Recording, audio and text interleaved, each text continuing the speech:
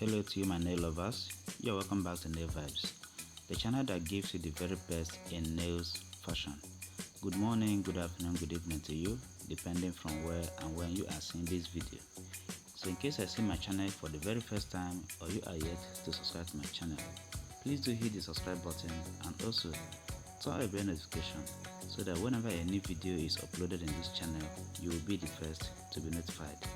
So my gorgeous queens, watching this video for today, you will see that I have good and unique acrylic nail art designs. These nails are just so good that you cannot resist them. So watch the video to the end in order for you not to miss a single slide. And as you watch, kindly support this channel by hitting the like button, okay? Like the video and feel free to share it to your friends and loved ones. And you can also save it for a later use. And at the end of the video, you can go down to the comment section and tell me what you think about my videos or my channel in general. And in case this is not really what you want, you can go down to my channel to see other videos that I have on other nail types. You can also watch and make your choices from there. Thank you guys so much, as I'll be looking forward to seeing you again in my next video. Bye for now.